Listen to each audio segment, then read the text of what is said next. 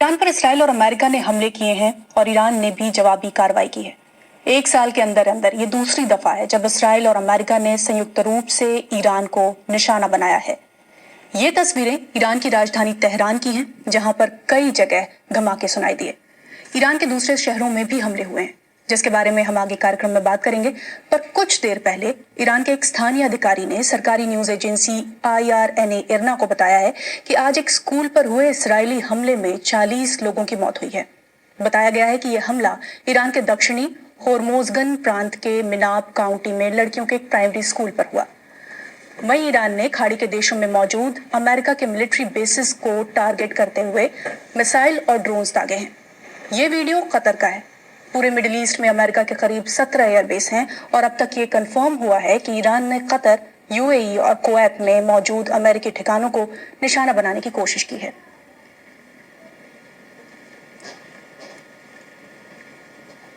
ये हालात कैसे बने, इनका असर क्या हो रहा है, आगे क्या हो सकता है, जानेंगे ये सब हमारे एक्सपर्ट से। हमारे साथ स्टूडियो में मौजूद रहेंगी अब से थोड़ी देर में मिडिल ईस्ट इनसाइट्स प्लेटफॉर्म की फाउंडर शुभदा चौधरी, साथ ही यरूशलेम से वरिष्ठ पत्रकार हरेंद्र मिश्रा हमारे साथ जुड़ गए हैं, और साथ ही मध्य पूर्व की राजनीति पर गहरी पकड़ रखने वाले former Indian diplomat Mahesh Sachdev ji हमारे साथ हैं, और international affairs expert doctor Premanand भी हमारे साथ हैं। तो इन सब से एक एक करके बात करेंगे, इन सब के पर्सपेक्टिव्स को जानने की कोशिश करेंगे, लेकिन पहले देख लेते हैं कि अब तक हमें मालूम क्या है। तो ये साफ हो चुका है कि ईरान की राजधानी तेहरान के अलावा ईरान के दूसरे शहरों में जैसे कि करज, कुम, इस्फहान और किरमानशाह में भी धमाकों की आवाज सुनाई दी है। ईरान की समाचार एजेंसी फार्स ने भी इसकी पुष्टि की है। इन हमलों को लेकर इसराइली सेना ने कहा है कि तेहरान में उनके हमलों का निशाना वो जगहें थी जहां बड़े राजनीतिक और सुरक्षा अधिकारी इकट्ठा हुए थे। पहले तो इसराइल ने कहा कि उसने ईरान पर प्रीएम्प्टिव अटैक्स किए हैं। इसके बाद अमेरिकी राष्ट्रपति डोनाल्ड ट्रंप ने भी कहा कि इस मिलिट्री ऑपरेशन में अमेरिका भी शामिल है।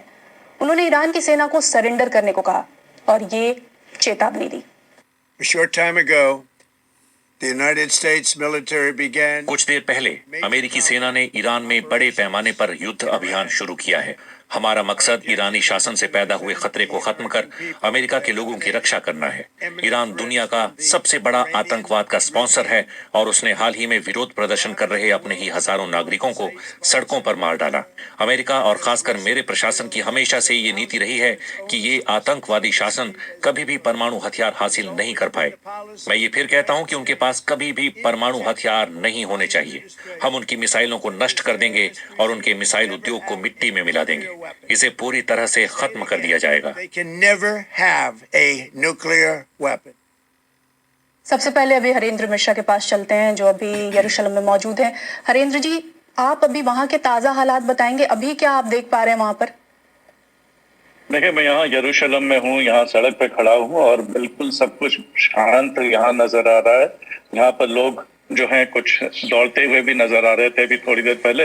आज छुट्टी का दिन है तो आज सुबह से ही लोग अपने घरों में ही थे और आज तकरीबन 8:30 बजे जब सायरन बजा तो उस समय पहली बार पता लगा लोगों को कि युद्ध जो है वो शुरू हो चुका है। और सायरन बजते ही हम लोग यहाँ पर शेल्टर हाउस की ओर भागे। यहाँ पर तकरीबन हर घर में जो है एक सुरक्षित कमरा बना हुआ है, वहां पर लोग जाकर के छिप जाते हैं। तो हम लोग भी वहां पर थे और सुबह से तकरीबन 3-4 बार जो है यहाँ जेरूसलम में सायरन बज चुका है और हर बार जाकर के हम वहां रहते हैं। और थोड़ी देर बाद जब यहाँ पर IDF इजराइल डिफेंस फोर्सेस की तरफ से जब ये सूचना आती है कि अब आप बाहर निकल सकते हैं तो हम बाहर निकल जाते हैं। और कहा यह गया है कि आपातकाल यहाँ पर घोषित कर दिया गया और सभी को यह हिदायत दी गई है कि वो शेल्टर हाउसेस के पास ही रहे, यानी जो बॉम्ब शेल्टर्स बने हुए उसके पास रहे और जब भी सायरन बजते हैं तो जाकर के वहां पर छिपें।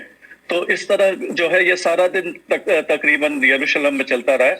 बाकी शहरों से ज्यादा इस तरह की खबरें आई हैं, खास करके उत्तरी जो इलाका है वहां पर जो है अलर्ट्स ज्यादा हुए हैं, लेकिन अभी तक कहा जा रहा है कि किसी तरह का जान माल का नुकसान की कोई खबर यहाँ पर नहीं मिली है।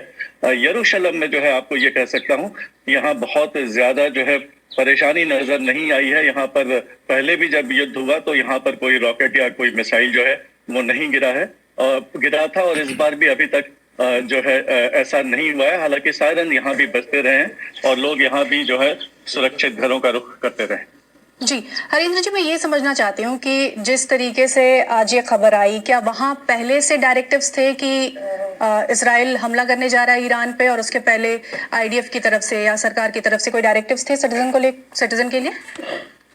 देखिए, यहाँ पर जिस तरह से नगर पालिका के अधिकारी जो है बार बार आकर के ये बॉम्ब शेल्टर्स जो है इसको चेक कर रहे थे और वो घरों में जा जा करके देखना चाह रहे थे कि जो निर्देश है होम फ्रंट के उसको माने जा रहे हैं नहीं। लोगों ने उसको स्टोर रूम तो नहीं बना दिया है, क्योंकि ऐसा पहले हुआ था और पिछले युद्ध के पहले भी यहाँ पर काफी सख्त कार्रवाई हुई थी उन लोगों के खिलाफ जिन्होंने इन सुरक्षित घरों को ठीक से मेंटेन नहीं किया हुआ था और जिस तरह के निर्देशानुसार जो वहां पर चीजें होनी चाहिए उनका प्रबंध नहीं किया था। तो जिस तरह से पिछले कुछ दिनों से इसको लेकर के यहाँ पर जो है निगरानी देखी गई और लोग जो है आकर के नगर पालिका के अधिकारी जो है वो ये भी कह रहे थे कि होम फ्रंट का जो निर्देश है उसका वो पालन कर रहे हैं। उससे ऐसा आभास हो रहा था कि तैयारी जो है वो चल रही है। वैसे भी यहाँ पर अगर सुरक्षा संबंधित जो एजेंसियां हैं और उनके लोगों से बात हुई या फिर सरकार के लोगों से भी जब बात हो रही थी तो तकरीबन ये तय लग रहा था कि युद्ध जो है वो कुछ दिनों में शुरू होने वाला है। और जब आज जंग शुरू हुई तो किसी को कोई बहुत बड़ी हैरानी नहीं हुई है। जी, अब मैं शुभदा जी आपके पास आना चाहूंगी। हमने हरेंद्र जी को सुना, वो कह रहे थे कि आभास पहले से था कि जंग इस तरीके के हमले हो सकते हैं, और हम भी देख रहे थे कि अमेरिका ने जिस तरीके से जंगी जहाज अपने तैनात किए। लेकिन एक तरफ बातचीत भी हो रही थी, जिनेवा में बातचीत हुई और अब्बास अरागची ने कहा कि उनके हिसाब से ये बातचीत सकारात्मक रही। फिर ट्रंप कहते हैं कि वो इस बातचीत से खुश नहीं है, और फिर आप देख रहे हैं कि ये हमले हुए।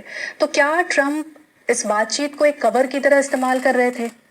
सबसे पहले मुझे बुलाने के लिए शुक्रिया। देखिए, जो भी बातचीत हो रही थी वो ओमान में हो या जिनीवा में हो या स्विट्जरलैंड में हो, तो वो फेस टू फेस नहीं हो रही थी। ओमान मीडिएट कर रहा था। पिछले साल भी जो 12 डे का वॉर हुआ था उसमें भी यही केस रिपीट हुआ था, लेकिन साथ में प्रोपेगेंडा लीक्स भी होते थे। जैसे यूएस एक प्रोपेगेंडा लीक किया कि सिस्तान बलूचिस्तान जो एरिया ईरान का, वहां पे 400 kg 60% एनरिच्ड यूरेनियम है। फिर उसने लीक किया कि नहीं, एक पिक एक्स माउंटेन है जिसके अंदर ये पूरा एनरिचमेंट कर रहे हैं इस्फहान के पास। तो ये निगोशिएशंस के साथ साथ चल रहा था। अब कल जो है यूएस जनरल अटॉर्नी जनरल ने पैम बोंदी ने बोला है कि एप्स्टीन फाइल्स का पूरा खुलासा होने वाला था, जिसके कारण एक डिस्ट्रैक्शन में ट्रंप, क्योंकि नेतन्याहू खुद अभी परेशान है क्योंकि 26 अक्टूबर को इजराइल में इलेक्शन होने वाले हैं और शायद वो ना जीते। तो मुद्दा ये नहीं है कि ईरान का न्यूक्लियर कैपेसिटी है कि नहीं, क्योंकि इजराइल का भी है। इजराइल के पास 200 से 400 न्यूक्लियर कैपेसिटी बिल्डर्स हैं। दिमोना पे भी साइरन्स आज बढ़े हैं, उसको पूरा का पूरा फ्रीडम है। लेकिन मुद्दा यह है कि रिजीम चेंज करना है पहला। दूसरा मुद्दा है कि एप्स्टीन फाइल से एक डिस्ट्रैक्शन चाहिए। दूसरा, तीसरा मुद्दा है कि जो रेजा शाह पहलवी के बेटे मैरीलैंड यूएस में रहते हैं, उनकी एक अपनी एक थिंक टैंक है, FDD उसका नाम है, which is friends for democratic defence of democracies, जो नई सत्ता परिवर्तन करके ईरान में लाना चाहती है। यही अमेरिका में 1953 में भी हुआ था। उन्होंने मुसादिक जो थे इलेक्टेड प्रेसिडेंट, उसको हटाया था। आज भी उन्होंने खामेनी और पेजेश्कियान के ऊपर अटैक किया है। फिर ईरान ने रिटेलिएट किया है। GCC का इकलौता एकमात्र एक देश है ओमान जिसपे नहीं किया है। लेकिन ये अभी आगे चलेगा, ये बंद नहीं होगा। ट्रंप आज फिर संबोधन करने वाले हैं, और क्योंकि कांग्रेशनल अप्रूवल नहीं लिया गया है, जैसे 2003 में बुश ने नहीं लिया था, तो कांग्रेस अब क्या एक्शन लेती है अमेरिका की, ये भी देखने लायक होगा। क्योंकि यही अमेरिका जो वॉर में जा रहा है, ये $38 ट्रिलियन के डेप्थ में है। वही, मतलब मैं ट्रंप के अमेरिका फर्स्ट पॉलिसी और बाकी उनके जो वादे थे उस पर आऊंगी, लेकिन जो 12 दिन के वॉर की बात हमने की जो पिछले साल हुआ, उसके बाद ट्रंप ने कहा था कि उन्होंने न्यूक्लियर फैसिलिटीज जो ईरान की उसको एक तरीके से बहुत कमजोर कर दिया है। तो मेरा सवाल ये है कि फिर जब कमजोर कर दिया था तो आखिर फिर इस दोबारा हमले की जरूरत क्यों पड़ी? देखिए, ये जो पूरा न्यूक्लियर के ऊपर जो डिबेट चल रहा है ना, ये सिर्फ आंख में धूल झोंकने जैसा है, क्योंकि ये ईरान 2 वर्ल्ड ऑर्डर के बीच में लड़ाई है। एक वर्ल्ड ऑर्डर है आपका US, यूरोप और इजराइल, और दूसरा है आपका रशिया, नॉर्थ कोरिया, चाइना और ईरान, जिसको कंक भी बोलते हैं। इन दोनों के बीच में लड़ाई है। अब वो रिजीम चेंज को कह दें या न्यूक्लियर को कह दें या कोई भी चीज कह दें, प्रोटेस्ट करवा दें, ये सारी चीजें नहीं है। और सबसे बड़ा चीज है कि ईरान में, क्योंकि ईरान में 2 तरह की करेंसीज हैं, एक है रियाल, एक है तुमान। अभी $1 1,40,000 रियाल है और एक तुमान होता है 10 रियाल। तो इन्फ्लेशन बहुत बड़ा है। तो ईरानियंस क्या करते थे, ईरान में क्योंकि बिजली बहुत सस्ती मिलती है तो ईरानियंस ने अपना सारा पैसा बिटकॉइन या क्रिप्टो करेंसी में डाला हुआ था। अब क्रिप्टो करेंसी की जो मार्केट है उस पे इम्पैक्ट पड़ेगा, क्योंकि अगर आप याद रखिएगा जब भी ये अटैक करते हैं, जैसे वेनेजुएला का हुआ या कनाडा के ऊपर टैरिफ का दिया या ईयू के ऊपर टैरिफ का दिया, हमेशा वीकेंड पे करते हैं। When I saw the domain was available, I was like, I'm पर taking. इजराइल ने पिछली बार 12 दिन के वॉर के समय अंधेरे में रात में किया था, इस बार सुबह किया है, क्योंकि इनका था कि हम इंफ्रास्ट्रक्चर टारगेट करेंगे। लेकिन अगर मुद्दा है कि अगर पिछली बार इन्होंने जब फोर्डो और इस्फहान पे अटैक कर दिया था तो अब क्यों करना है, तो पिछली बार ये मान ही नहीं रहे थे कि फोर्डो और नतान्स पे अगर इन्होंने अटैक किया है तो उसका कोई प्रभाव नहीं पड़ा। अब वो मानते हैं कि नहीं, प्रभाव बिल्कुल नहीं पड़ा है, जिसको मानने के लिए उनको कम से कम 8 महीने लग गए। तो सिंपल भाषा में लोगों को गुमराह किया जा रहा है। किसी को नहीं पता ईरान के अंदर क्या यूरेनियम एनरिचमेंट है। जैसे इराक के बारे में बोला गया था ना, वेपन्स ऑफ मास डिस्ट्रक्शन, उसके बाद टोनी ब्लेयर भी आ गए, यूनाइटेड नेशंस सिक्योरिटी काउंसिल के लोगों को बग भी किया गया था, पूरा सर्वेलेंस चला था, स्पाइनेज चला था, बुश पूरा फोर्स में आ गए थे कि या तो हमारे साथ हैं आप, नहीं तो हमारे खिलाफ हैं आप। तो अब जो है देखिए, ये स्पिल ओवर है, ये इसी तरीके का एक नैरेटिव बिल्ड करेंगे, ईरान को टेररिज्म का हब बनाएंगे, उसको बताएंगे कि ये जो है हुथीज, हिजबुल्ला और हमास को मदद करता है, ये ऑक्टोपस जैसा है। लेकिन मुद्दा जो है कि ईरान ने अमेरिका की जो सिट्रस कम्युनिकेशन होती है, जो व्हाइट हाउस को देखती है कम्युनिकेशन, उसको पूरा सैबोटाज करके रखा है। आईआरजीसी का स्लीपर सेल्स है ईरान में। आईआरजीसी ने यूएस के वाटरशेड्स और सप्लाई सिस्टम्स का पूरा कंट्रोल लेके रखा हुआ है।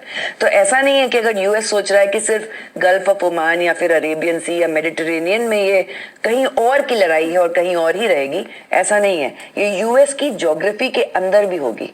तो एक बार हम दूसरे जो हमारे साथ एक्सपर्ट्स बैठे हैं उनसे भी जान लेते हैं कि वो इस अटैक को किस तरीके से देख रहे हैं। पहले महेश जी, मैं आपसे समझना चाहूंगी कि आप इस हमले को किस तरह से देख रहे हैं। मैं इस हमले को एक महत्वाकांक्षी और विघटनकारी तरीके से देखता हूँ। तो बहुत ज़्यादा एम्बिशियस है। पहले जो सीमाएं बांधी गई थी वार्तालाप के लिए कि मिसाइल पर रिजीम पर कंट्रोल होना चाहिए, न्यूक्लियर एनरिचमेंट पर कंट्रोल होना चाहिए, या जो प्रॉक्सीज हैं उन पे उनसे हाथ खींचना चाहिए, वो सब हटा करके अब बड़ी चीज जो सामने मुद्दा आया है वो रिजीम चेंज का आया है। दूसरा और विघटनकारी इसलिए है कि इतने बड़े रिस्क लिए जा रहे हैं इस क्षेत्र के ही नहीं बल्कि विश्व की व्यवस्था के लिए। अगर मान लीजिए ईरान जैसे कि धमकी दे चुका है, स्ट्रेट ऑफ हॉर्मुज को बंद कर देता है, या बाबल मंडप को हूती फिर से चोक कर देती, तो विश्व का जो व्यापार है समुद्र से जो होता है उसका एक बड़ा प्रतिशत 30% के आसपास विघटन में आ जाएगा। दूसरी ओर जिस तरह से मध्य पूर्व के और देशों पर ईरान ने सॉफ्ट टारगेट बना करके हमले करने शुरू कर दिए हैं, उससे भी इसका विस्तार होने की काफी बड़ी संभावना हो गई है युद्ध की। पिछले युद्ध, जून के युद्ध के मुकाबले में ये युद्ध ज्यादा विस्तृत होगा, ज्यादा विघटनकारी होगा। और मुझे लगता है कि जैसा कि पहले भी कहा गया कि अमेरिका के अंदर भी इसकी दो फाड़ हो सकती है और नुकसान हो सकता है। साथ ही ये भी कहना चाहूंगा कि सत्ता परिवर्तन की पहले भी प्रयास किए गए हैं मध्य पूर्व में, चाहे वो लीबिया में हो, चाहे इराक में हो, चाहे अफगानिस्तान में हो, और ये सब जो है वो बड़े ही नाकामयाब रहे हैं और कुल मिलाकर के अमेरिका का नुकसान ही नहीं हुआ है। इन देशों की भी सत्ता अभी तक स्थिर नहीं हो पाई है।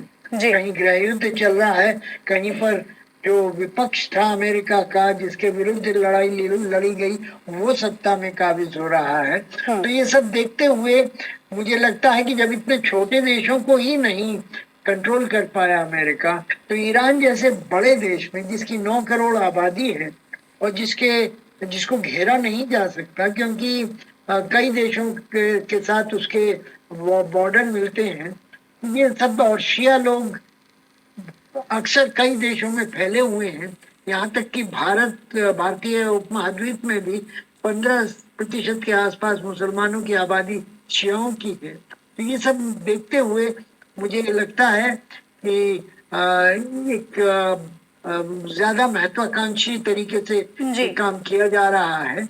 और ट्रम्प साहब की अपनी जो हम आलोचना रही है अपने से पहले राष्ट्रपतियों की कि उन्होंने एंडलेस रिजीम चेंज की लड़ाइयां लड़ी वगैरह, वो सब उन्हीं के ऊपर खुद लागू होने जा रही है, ऐसा प्रतीत होता है। जी, आज ट्रम्प का एक पोस्ट भी काफी ज्यादा वायरल हुआ और उस पर काफी चर्चा भी हो रही थी, बहुत रिएक्शंस आ रहे थे। प्रेमानंद जी, मैं आपके पास आऊंगी, लेकिन इससे पहले मैं जो हमारे साथ दर्शक जुड़े हैं उनको बता दूं कि हम इस हमले की बातचीत कर ही रहे हैं, तो इस हमले के पीछे की वजहें क्या रहे, क्या है, क्या अभी तक समझ में आ रही हैं, ये हम आपको बताएंगे। और शुरुआत करते हैं इस तस्वीर से कि ईरान इस तनाव की इस तनाव के पीछे की वजहें क्या रही। तो ईरान का न्यूक्लियर प्रोग्राम इसकी सबसे बड़ी वजह मानी जा रही है। पिछले साल जून में अमेरिका ने ईरान के परमाणु ठिकानों पर बंकर बस्टर बम गिराए थे। ईरान ये कहता रहा है कि वो फोर्दो और नतांज में एनरिच्ड यूरेनियम तैयार करता है, कि उसका परमाणु बम बनाने का कोई प्लान नहीं है। संयुक्त राष्ट्र की एजेंसी IAEA ईरान के एनरिच्ड यूरेनियम के बढ़ते भंडार पर चिंता जताती रही है, लेकिन उन्हें परमाणु हथियार बनाने की किसी प्लान्ड कोशिश के कभी कोई सबूत नहीं मिले। रही बात अमेरिका की, तो मार्च 2025 में अमेरिकी नेशनल इंटेलिजेंस की डायरेक्टर तुलसी गबार्ड ने कहा था कि अमेरिका ये मानता है कि ईरान न्यूक्लियर हथियार तैयार नहीं कर रहा। फिर जब बीते साल ईरान की न्यूक्लियर साइट्स पर हमले किए थे, तब ट्रंप का कहना था कि ईरान परमाणु हथियार बनाने ही वाला था, मगर उन्हें कोई सबूत नहीं मिले। इसके पहले 2015 में ईरान का अमेरिका और ब्रिटेन जैसे देशों के साथ परमाणु समझौता हुआ था।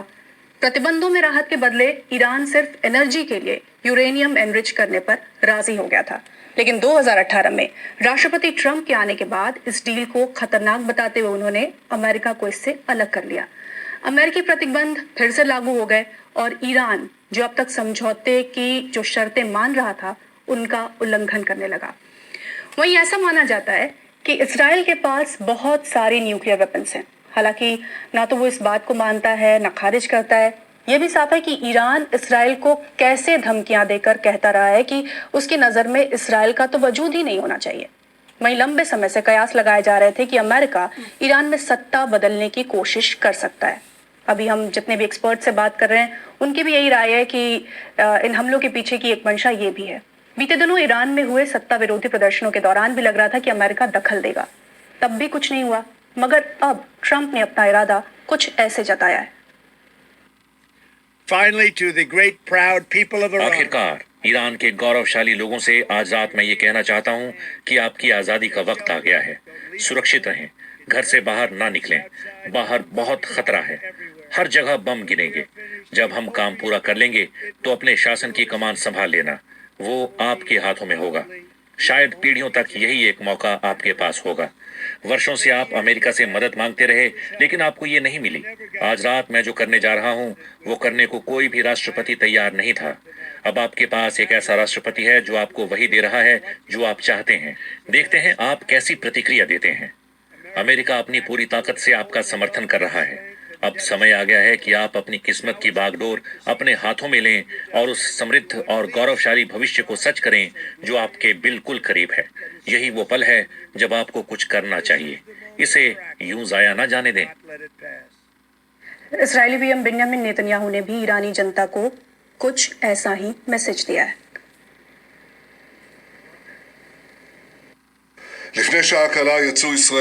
मैं अपने दोस्त राष्ट्रपति डोनाल्ड ट्रंप को उनके ऐतिहासिक नेतृत्व के लिए धन्यवाद देता हूं। 47 सालों से आयतुल्ला शासन इजराइल मुर्दाबाद और अमेरिका मुर्दाबाद के नारे लगा रहा है। इसने हमारा खून बहाया है, कई अमेरिकियों की हत्या की है और अपने ही लोगों का नरसंहार किया है। इस हत्यारे आतंकवादी शासन को परमाणु हथियारों से लैस नहीं किया जाना चाहिए। हमारी संयुक्त कार्रवाई से ईरान की साहसी जनता को मौका मिलेगा कि वो अपना भाग्य अपने हाथों में ले सकेंगे। अब समय आ गया है कि ईरानी जनता के सभी वर्ग, फारसी, कुर्द, अजेरी, बलूची और अहवाजी, अत्याचार की बेड़ियों को उतार फेंकें और एक आजाद और शांतिपूर्ण ईरान की स्थापना करें। तो मैं प्रेमानंद जी आपके पास आना चाहूँगी और मैं जो सवाल करना चाहती थी वो ये कि आज एक्स पर मैंने एक ट्रम्प का पोस्ट था जो काफ़ी वायरल हुआ और उस पर काफ़ी रिएक्शंस आ रहे थे। ये साल 2013 का उनका ये पोस्ट था जिसमें वो कह रहे हैं कि ओबामा को टारगेट करते वो कह रहे हैं कि आपको याद होगा मैंने बहुत पहले ही ये भविष्यवाणी कर दी थी कि राष्ट्रपति ओबामा अपनी सही तरीके से बातचीत न कर पाने की अक्षमता के कारण ईरान पर हमला करेंगे। तो मैं आपसे समझना चाहती हूँ कि ट्रम्प जो खुद को पीस मेकर, डील ब्रेकर के तौर पर प्रोजेक्ट करते रहे, उन्हें इस हमले की आखिर जरूरत क्यों पड़ी? देखिए, इसके तीन पक्ष हैं। एक जो घरेलू पक्ष होता है जो कि ईरान में भी है, इजराइल में भी है।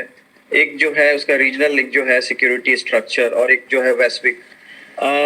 ट्रम्प सरकार ये मानती है कि अंतर्राष्ट्रीय कानून उनके अपने मुताबिक होने चाहिए, जो वो चाहते हैं। अगर वो उनको नहीं मिलता है तो वो पीस के नाम पे वॉर जो है उनके लिए एक ऑप्शन है।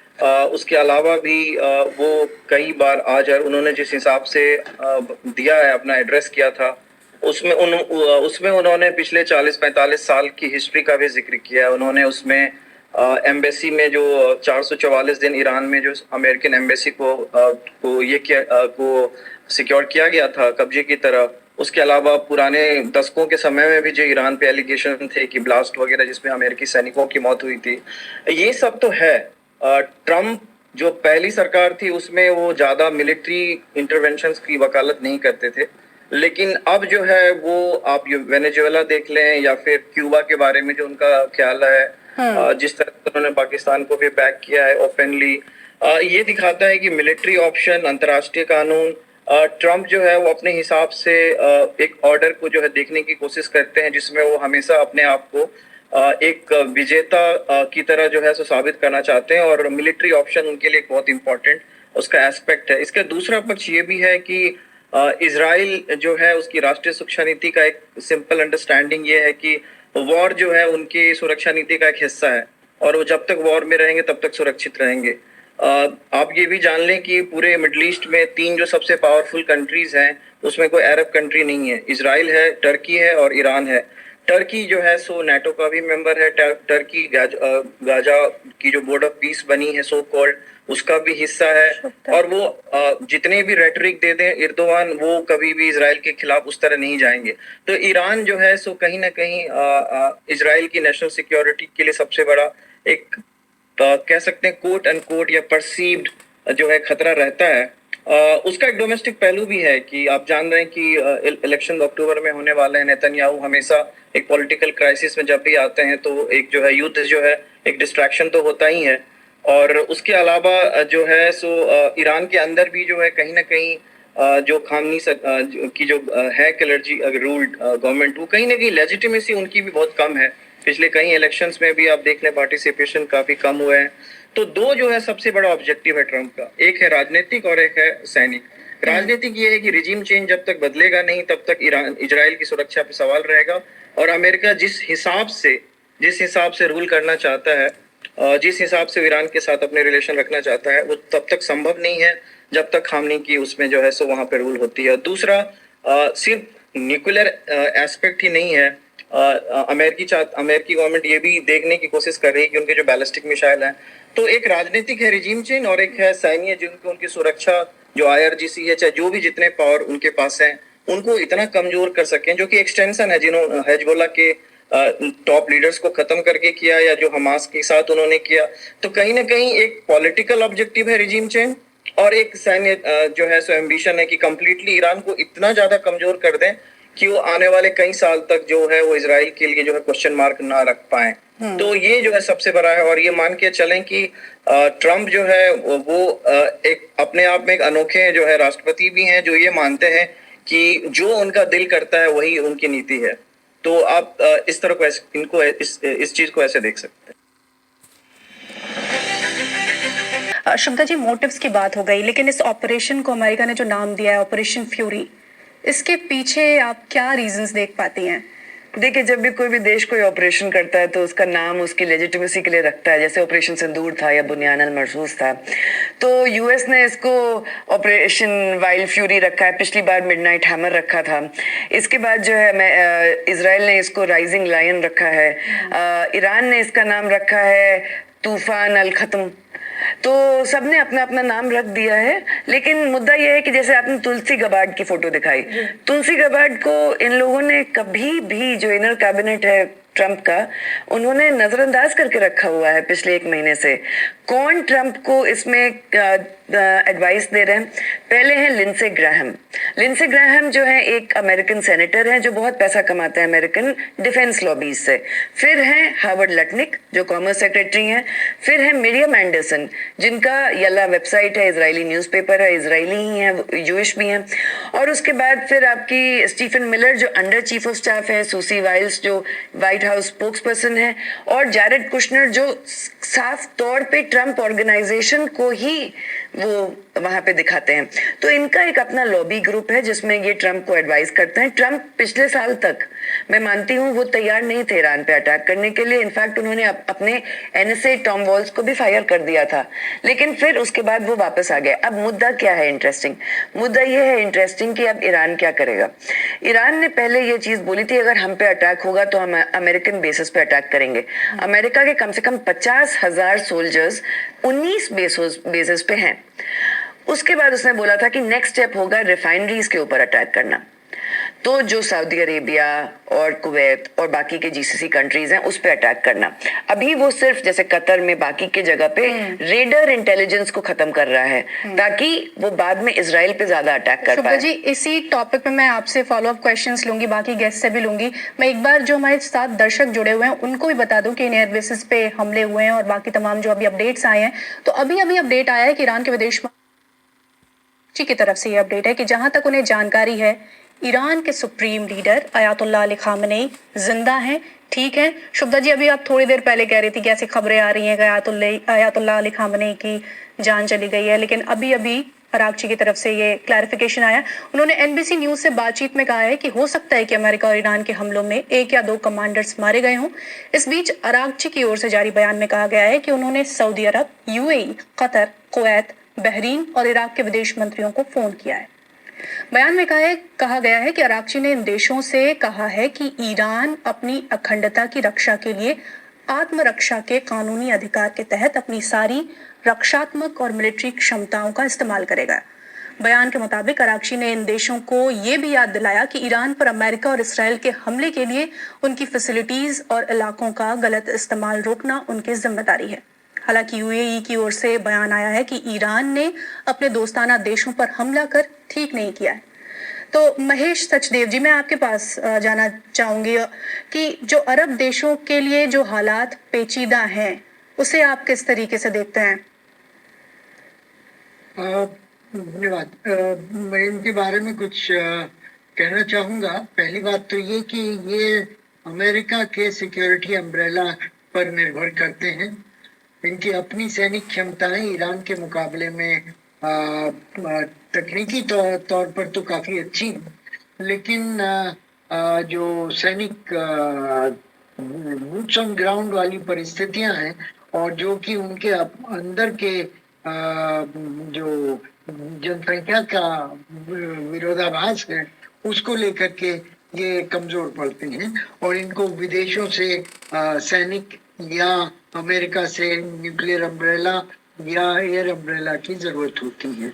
और ये कई बार जाहिर हो चुका है कि अमेरिका के साथ इनका जो संबंध है वो ऑयल फॉर सिक्योरिटी के पैराडाइम पर है और ये पैराडाइम अगर अमेरिका साबित नहीं कर पाता है कि वो इसके प्रति उनका विश्वास जीत सकता है तो ये संबंधों को एक तरह से विकृत कर देगा।